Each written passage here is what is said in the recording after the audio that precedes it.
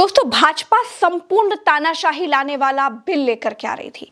वो एक ऐसा कानून लेकर के आना चाह रही थी जिस कानून के सहारे विपक्ष को सिर्फ अब ईडी सीबीआई के झांसे में ही नहीं फंसाया जाए, बल्कि अब विपक्ष को पूरी तरीके से खत्म कर दिया जाए और विपक्ष के नेताओं को ही नहीं, उनके मंत्रियों को, उनके मुख्यमंत्रियों को जेल में डालने का रास्ता बड़ा आसान हो जाए और साफ हो जाए। दोस्तों, भाजपा जो बिल आ रही थी उसके बारे में आपको बाद में बताऊंगी, लेकिन उस बिल का क्या हुआ पहले आप वो देखिए, इस तस्वीर को देखिए। अमित शाह के ऊपर से आपको फटे हुए कागज गिरते हुए नजर आएंगे, लेकिन ये कोई फटे हुए कागज नहीं है, ये वो बिल है जो विपक्ष ने अमित शाह के मुंह पर फाड़कर फेंक दिया। दरअसल इस बिल का नाम है 130वां संविधान संशोधन बिल। ये जो बिल भाजपा लेकर के आ रही थी, इस बिल में ऐसा था कि अगर कोई मंत्री, मुख्यमंत्री या फिर प्रधानमंत्री खुद भी अगर किसी आरोप में 30 दिन तक जेल में रहते हैं तो 31वें दिन उस मंत्री, मुख्यमंत्री या फिर प्रधानमंत्री का भी पद, उनकी कुर्सी स्वतः ही चली जाएगी, यानी उन्हें पद से हटाना आसान हो जाएगा। दोस्तों, इससे पहले जो ईडी काम कर रही थी, सीबीआई काम कर रही थी, उससे यही नहीं हो पा रहा था। दरअसल अरविंद केजरीवाल जेल गए, उन्होंने इस्तीफा नहीं दिया था, मनीष सिसोदिया ने इस्तीफा नहीं दिया था। ये तमाम ऐसे नेता थे जिन लोगों ने जेल जाने के बाद भी अपने पद को नहीं छोड़ा था, क्योंकि पहले ये नियम था कि आप अगर किसी आरोप में जेल जाते हैं तो आपको पद से नहीं हटाया जा सकता या फिर आपको पद से इस्तीफा देना अनिवार्य नहीं होगा। लेकिन अब इस बिल के तहत इस्तीफा देना अनिवार्य हो या फिर ना हो, अगर आप 30 दिन तक जेल में रह लिए तो फिर 31वें दिन आपकी कुर्सी जानी तय है, वो स्वतः ही बर्खास्त मानी जाएगी। दोस्तों, अमित शाह के मुंह पर यह बिल फाड़कर फेंक दिया गया क्योंकि विपक्ष इस बिल को लोकतंत्र की हत्या करने वाला और संविधान का गला घोटने वाला बिल बता रहा था।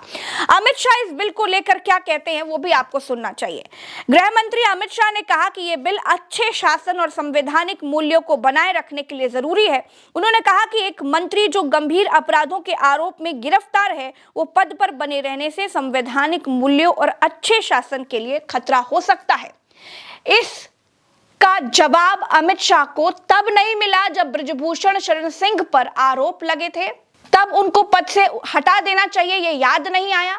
जब टेनी पर आरोप लगे तब उनको याद नहीं आया कि उनके ही पार्टी के नेता को के ऊपर इस तरह के आरोप लगे हैं तो अब उनको पद से हटा दिया जाए। जी नहीं, ये अब याद आया है जब बिहार में चुनाव है, जब उपराष्ट्रपति का चुनाव होने वाला है, जब वोट चोरी की पोल खोल दी है राहुल गांधी ने।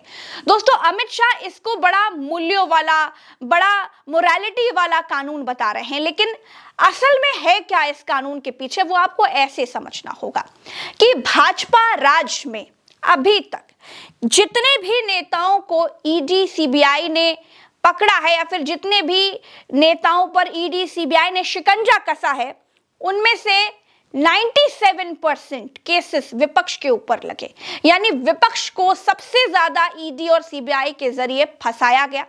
आरोप सिद्ध हुए हो ना हुए हो, लेकिन आरोप लगे और ईडी सीबीआई का शिकंजा कसा। दोस्तों, सबसे बड़ी बात मैं आपको बता दूं कि पिछले दिनों ऐसे कई मामले सामने आए थे जिनमें किसी मंत्री या फिर मुख्यमंत्री ने गिरफ्तारी के बाद भी इस्तीफा नहीं दिया था। दिल्ली में ऐसा हुआ था जब दिल्ली के पूर्व CM Arvind Kejriwal, deputy CM Manish Sisodia, Satyendra Jain जो मंत्री थे, उनकी गिरफ्तारी हुई थी, उसके बाद भी उन्होंने इस्तीफा नहीं दिया था। अब जो काम ईडी सीबीआई नहीं कर पाए थे वो ये बिल कर देगा, क्योंकि अब गिरफ्तारी का रास्ता आसान हो गया है, कुर्सी छीन लेने का रास्ता बड़ा आसान कर दिया गया है। और इसके बाद जो भाजपा में शामिल हो गए, यानी कि जिन लोगों को भाजपा ने अपनी वॉशिंग मशीन में धुल लिया, उन लोगों का क्या हुआ वो तो आप जानते ही हैं। चाहे वो हेमंत बिस्वा शर्मा हो, चाहे वो अजीत पवार हो, चाहे वो अशोक चौहान हो, इन तमाम नेताओं को किसी न किसी पद से नवाज दिया गया क्योंकि वो वॉशिंग मशीन में धुल गए थे, उनके लिए कोई नियम लागू नहीं होता। लेकिन इससे सीधा सीधा विपक्ष को किस तरह से खत्म करने की कोशिश की जा रही थी इस बिल के जरिए, वो सब आपके सामने और सब कुछ आपको मालूम भी है। दोस्तों, ये कानून किस तरह से तानाशाही लाने वाला कानून था, किस तरह से इस कानून का इस्तेमाल तमाम नेताओं को ब्लैकमेल करने के लिए भी किया जा सकता था, यह भी आज आपको पता चल जाएगा। दरअसल कांग्रेस सांसद केसी वेणुगोपाल जो हैं, उन्होंने बहुत साफ शब्दों में यह बात सदन में कही कि नीतीश नायडू जैसे नेताओं को ब्लैकमेल करने के लिए इस तरह के कानून को लाया जा रहा है, क्योंकि नीतीश और नायडू ही मेन बैसाखी हैं मोदी जी के। और जिस तरह की नाराजगी अभी कुछ दिन पहले नायडू की देखी गई थी, जब ट्रंप ने टैरिफ लाद दिया था, मछुआरों का नुकसान हुआ था, मोदी जी को मजबूरन ये कहना पड़ा था कि मेरा व्यक्तिगत नुकसान होगा लेकिन ठीक है, हम किसानों के साथ हैं। उसके बाद अब किस तरह से उन पर भी शिकंजा कसा जा रहा है, उनकी गद्दी पर भी खतरा है, ये भी आप समझिए केसी वेणुगोपाल क्या कह रहे हैं, आपको सुनना चाहिए। This bill is to target the opposition ruling government. This bill is to threaten the people like Nitish Kumar and Chandrababu Naidu. This bill is to blackmail. दोस्तों, धर्मेंद्र यादव ने भी अमित शाह की आंखें खोल दी। उन्होंने अमित शाह को बताया कि आप ये जो बिल लेकर के आ रहे हैं, ये आपको तब नहीं याद आया जब अजीत पवार को आपने डिप्टी सीएम बना लिया। चक्की पीसिंग की कहानी आप वहां सुना रहे थे और अब क्या हुआ। और दोस्तों सुनिए धर्मेंद्र यादव ने किस तरह से अमित शाह की आंखें खोली हैं। बहुत नैतिकता की बातें कर रहे हैं आप। आपने भाषण दिए थे चक्की पीसिंग, महाराष्ट्र में जिनको लेके डिप्टी सीएम बना के घूम रहे हैं आप। दोस्तों ये बिल लेकर कौन आया है? ये बिल लेकर आए हैं अमित शाह, जो खुद 3 महीने तक जब वो गुजरात के गृह मंत्री थे तब वो जेल में रहकर आए हैं। और उन्होंने खुद कहा कि उनके ऊपर झूठे केस लादे गए थे, यानी आरोप और अपराध में अंतर होता है।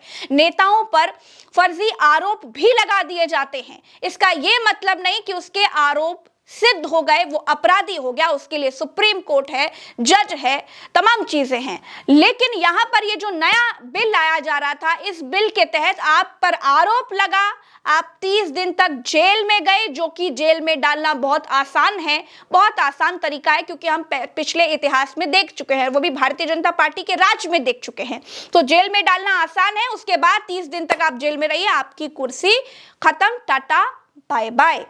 आप सुनिए केसी वेणुगोपाल ने अमित शाह को उनका इतिहास कैसे याद दिलाया था, सुनिए। When he was the Home Minister of Gujarat, he had been arrested, sir. Whether he took the morality of that point of time. इस पर अमित शाह जी बड़े तिलमिला गए। उन्होंने भी जवाब दिया और क्या बोला, सुनिए। सुनो जरा, मुझे सुनो गृह मंत्री जी, मुझे सुनो ना, पहले बैठ जाओ प्लीज। हाँ गृह मंत्री जी। माननीय अध्यक्ष जी, मैं रिकॉर्ड क्लियर करना चाहता हूं।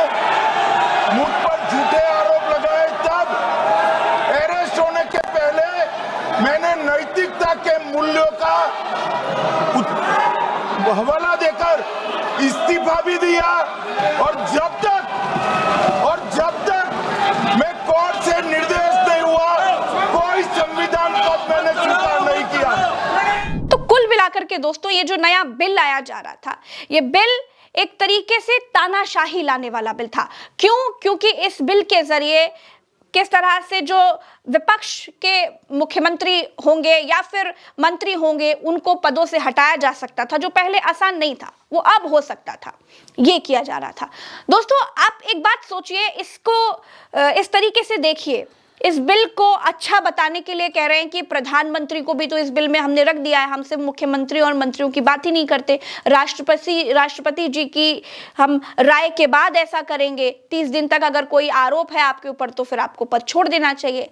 लेकिन एक बात बताइए, क्या इस देश में जब भारतीय जनता पार्टी का राज है, जब अमृत काल चल रहा है, उस दौरान क्या प्रधानमंत्री के ऊपर कहीं किसी थाने में कोई पुलिस वाला, कोई दरोगा एफआईआर तक करवा सकता है हिम्मत? आरोप तो बहुत लगे, लेकिन क्या कोई एफआईआर करवा सकता है? तो फिर कैसे माना जाए कि इस बिल के जद में प्रधानमंत्री भी हैं?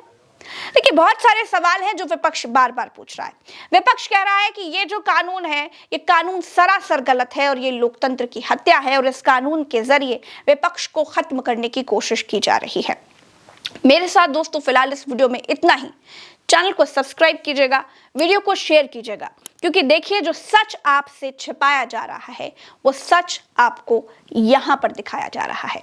इसलिए चैनल को सब्सक्राइब कीजिए। नमस्कार, जय हिंद।